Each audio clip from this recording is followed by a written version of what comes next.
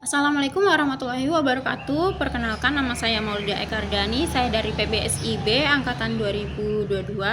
Di sini saya akan menceritakan tentang cerpen favorit saya yang berjudul Perempuan Patah Hati yang Kembali Menemukan Cinta Melalui Mimpi, karya Eka Kurniawan. Melalui mimpinya, ia menemukan kekasih. Maya tak pernah menceritakan kepada Sayuri bahwa ia ditinggalkan kekasihnya tepat di malam sebelum mereka menikah. Itu tak hanya membuatnya patah hati, tapi juga membuat keluarganya merasa malu. Terutama ketika keesokan harinya tamu-tamu berdatangan, mereka tak sempat mencegah hal ini dan harus menjelaskan bahwa pernikahan itu dibatalkan. Lebih menyakitkan, kekasihnya pergi meninggalkannya untuk seorang perempuan yang ia kenal, sahabatnya sendiri. Ia baru menyadari belakangan hari. Selama ia mempersiapkan pernikahan, kekasihnya dan sahabatnya telah jatuh cinta satu sama lain. Cinta mereka tumbuh dan terus berkembang hingga di malam pernikahannya mereka memutuskan pergi hanya meninggalkan sepucuk surat pengakuan. Maya sempat mengiris pergelangan tangannya dengan pisau dapur, tapi seorang adiknya berhasil membawanya ke dokter dan mereka menyelamatkan hidupnya. Setelah itu, ia harus berada di dalam pengawasan tanpa henti. Adiknya, kakaknya, sepupunya, ayahnya, ibunya, semua bergantian menjaganya di tepi tempat tidur. Mereka juga harus memastikan untuk tidak terlambat minum obat. Ia juga harus mengambil cuti dari pekerjaannya sebagai penjaga perpustakaan di universitas. Di waktu itulah mimpi tersebut mulai berdatang. Mimpi bahwa suatu hari ia akan memperoleh kekasih, tak hanya kekasih yang tampan dan mencintainya, tapi mimpi itu juga menjanjikan kehidupan yang bahagia untuk mereka berdua. Awalnya ia mengabaikan mimpi itu, menganggapnya sekedar reaksi obat semata. Tapi malam berikutnya mimpi itu datang lagi, persis seperti mimpi sebelumnya, dan malam ketiga mimpi itu berulang, seperti rekaman video yang diputar kembali. Maya ingin menceritakan mimpinya kepada seseorang, mungkin kepada adiknya atau ibunya.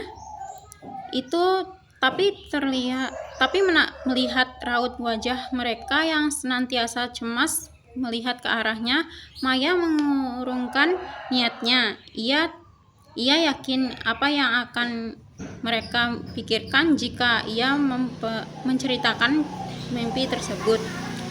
Akhirnya gadis ini memperoleh mimpi yang baik. Ia akan sembuh.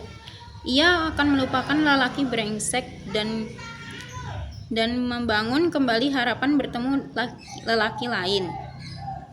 Ia tak menyukai hiburan basa-basi semacam itu. Maya lebih suka tak mendengar hiburan semacam apapun. 1 minggu berlalu, 2 minggu berlalu, 1 bulan, keadaannya tampak membaik. Dokter menyarankan untuk mengurangi dosis obat-obatan, dan orang-orang tak lagi selalu menjaganya siang dan malam tanpa henti. Tentu saja kadang ia mengingat insiden itu, dan ia akan menangis. Kadang menjerit-jerit histeris, membuat seisi rumah menjadi gaduh oleh kepanikan. Kemudian ia akan meminum obat lagi dan tidur lelap, seolah tak ada sesuatu yang terjadi. Meskipun ia tak selalu datang setiap mimpi itu terus muncul, selalu sama, dan bahkan makin hari makin jelas. Ia mulai merasa mimpi itu semacam sejenis pesan, entah dari mana. Ia yakin tak akan ada yang mempercayainya jika menceritakan mimpi itu. Ia harus menjalaninya sendiri. Ia tak mungkin berkata kepada ibunya, "Aku perlu hiburan. Aku akan ke Pangandaran sendiri." Keluarga tak akan mengizinkannya. Ia harus pergi diam-diam kabur dari rumah. Mimpi itu memberitahunya bahwa ia akan memperoleh seorang kekasih. Dalam mimpinya, si kekasih tinggal di kota kecil bernama Pangandaran. Setiap sore, lelaki yang akan menjadi kekasihnya sering berlari sepanjang pantai ditemani oleh seekor anjing kampung.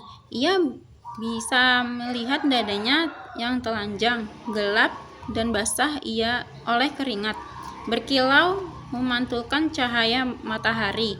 Setiap hari ia terbangun dari mimpinya, ia selalu tersenyum. Jelas ia sudah jatuh cinta kepada lelaki itu. Ia tak tahu siapa namanya, tapi pesan itu jelas. Ia harus menemui lelaki itu, dan lelaki itu cinta masa depannya. Setelah mempelajari sejenak bagaimana caranya pergi ke Pangandaran. Ia pernah mendengar nama kota itu, tapi tidak terlalu yakin di mana tempatnya. Maya memantapkan hati untuk menemui lelaki di dalam mimpinya tersebut. Di satu sore, ketika keluarganya lengah, ia keluar rumah melalui jendela, menghentikan taksi di depan komplek perumahan dan memintanya dibawa ke kampung rambutan. Ada bis malam yang akan membawanya langsung ke kota itu. Di sana ada banyak penginapan. Ia bisa mengurus soal itu sesampainya di sana.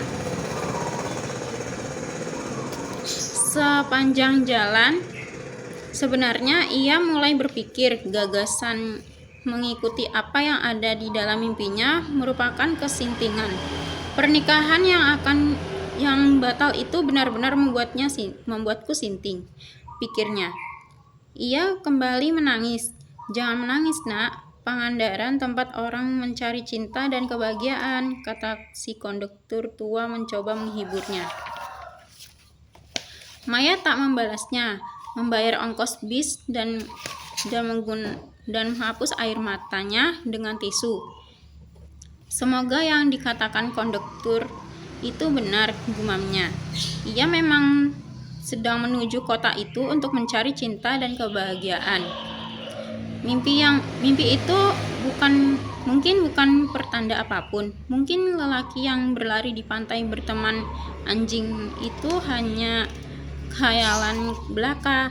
Sekali waktu ia mungkin pernah melihat adegan semacam itu di televisi atau di bioskop. Dan meskipun ia belum pernah pergi ke kota itu, ia yakin seorang temannya pernah mengatakan nama kota tersebut di satu hari selepas satu liburan panjang, hingga nama itu menyelinap ke dalam mimpinya. Mimpi itu bisa jadi sekadar omong kosong, dan kota itu tak menawarkan harapan apapun. Tak ada cinta dan tak ada kebahagiaan. Bagaimanapun, ia hanya bisa membuktikan keraguan-keraguannya jika ia tiba di kota itu. Ia memejamkan mata dan tertidur di bawah dengung pendingin. Mimpi itu kembali datang. Kali ini di dalam mimpinya, ia melihat dirinya berjalan bergandengan tangan dengan lelaki itu di pantai. Anjing mereka mengikuti di belakang. Mimpinya seterang pemandangan di siang hari. Kota itu kecil saja, dengan dua pantai yang saling berhadapan, pantai barat dan pantai timur. Maya memutuskan untuk menginap di satu penginapan pantai timur yang lebih sepi. Dalam mimpinya, si lelaki berlari di pasir di pantai barat. Tak masalah, kedua pantai hanya dipisahkan oleh jarak sekitar 100 meter. Di sore hari pertama, ia pergi ke pantai dan menunggu, memperhatikan setiap orang yang berlari-lari. Ada bocah-bocah yang bermain bola, ada remaja yang berenang, ada bule yang berlari. Tapi ia tak melihat lelaki di dalam mimpinya. Ia menunggu hingga matahari tergelincir ke balik laut. Lalu lelaki itu tak muncul juga. Mungkin hari ini ia tidak berlari, pikirnya. Hari kedua ia pergi ke pantai lebih siang, berbekal makanan kecil dan air mineral. Hingga malam datang, lelaki itu tak muncul juga. Di hari ketiga, ia juga tak melihatnya. Maya merasa kunjungannya ke kota itu sia-sia belaka. Mimpi itu hanyalah mimpi biasa. Ia kembali ke penginapan, mengunci dirinya di dalam kamar dan kembali teringat malam pernikahannya. Ia menangis sendirian. Ia menggigit bibir, menahan diri agar tidak menangis. Tapi air mata deras mengucur. Ia mulai membayangkan orang-orang di rumah panik mencarinya. Mereka barangkali sudah melaporkan ketidakadaan dirinya di polisi. Sepanjang malam ia tak tidur. Ketika ia merasa lapar, ia memutuskan untuk keluar kamar. Ada satu toko serba ada tak jauh dari penginapan. Ia pergi ke sana membeli makanan ringan dan beberapa botol air minum. Tak tertahankan, ia kembali menangis di depan kasir. Ia merasa malu, tapi ia tak bisa menahan diri. Untunglah penjaga kasir berbuat baik padanya. Ia dipeluknya dan diajak bicara. Bahkan perempuan itu menghiburnya dengan berbagai cerita yang membuatnya sedikit tersenyum. Ia memutuskan untuk berhenti mencari lelaki di dalam mimpinya. Ada sebuah hutan lindung tak jauh dari penginapan. Ia berpikir ia bisa menghilang selamanya ke sana. Tanpa terlihat, penjaga hutan hanya berbekal belanjaan dari toko serba ada. Ia menyelinap pagar pembatas hutan. Selama 2 hari ia menjelajah hutan itu, berharap mati di sana. Tapi jelas kematian susah diperoleh di dalam hutan. Ketika ia menyadari hal itu, Maya keluar dari hutan. Saat itu lewat tengah malam, dan hanya cahaya bulan menjadi petunjuknya. Ia memutuskan untuk melakukan gagasan yang sempat muncul di malam. Sebelum menyelinap ke hutan, pergi ke ujung beton pemecah ombak dan menceburkan dirinya ke laut. Ia harus buru-buru, sebab pagi sebentar lagi datang. Si gadis patah hati masih hidup.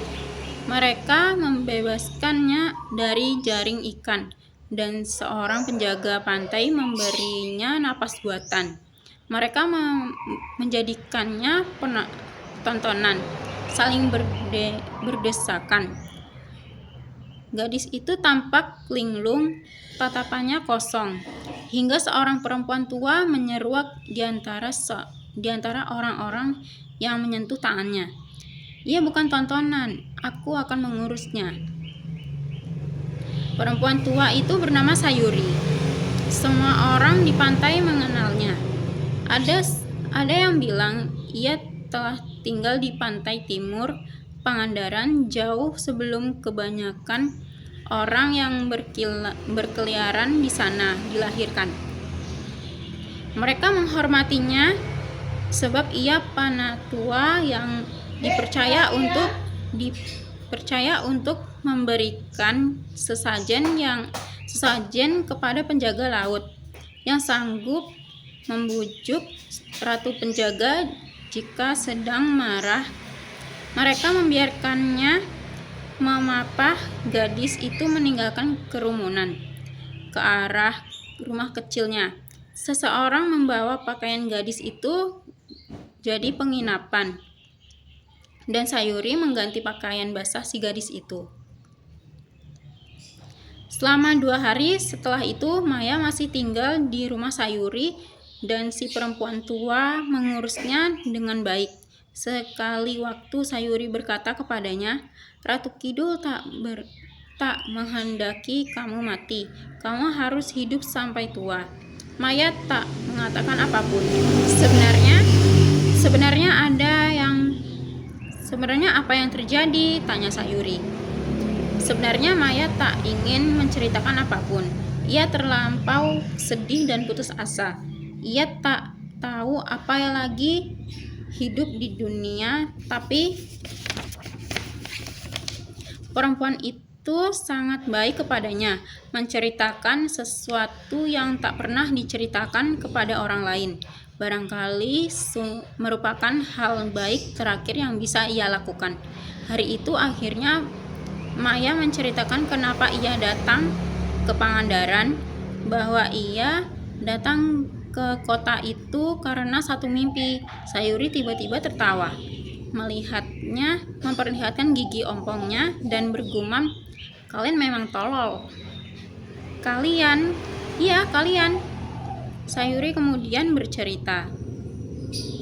Ia punya seorang cucu lelaki bernama Rana.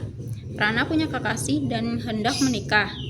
Tapi menjelang pernikahan, si gadis pergi dengan lelaki lain. Rana sangat putus asa dan pernah menjebur diri ke lautan. Lalu suatu hari ia datang menemui Sayuri dan bilang dirinya memperoleh mimpi.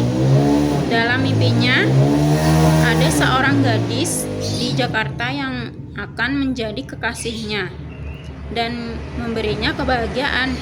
Seorang gadis yang setiap hari duduk di meja di antara rak-rak buku. Kalian orang-orang tol yang percaya pada mimpi. Ia pergi ke Jakarta seminggu yang lalu. Saat itu pintu terbuka dan seekor anjing kampung masuk. Maya untuk pertama kali tersenyum lebar. Air matanya mengucur, bukan karena sedih, tapi karena bahagia. Ia yakin ia tak mau pergi dari rumah itu. Ia telah menemukan lelaki itu. Ia telah melihat anjing mereka. Terima kasih. Saya tutup. Assalamualaikum warahmatullahi wabarakatuh.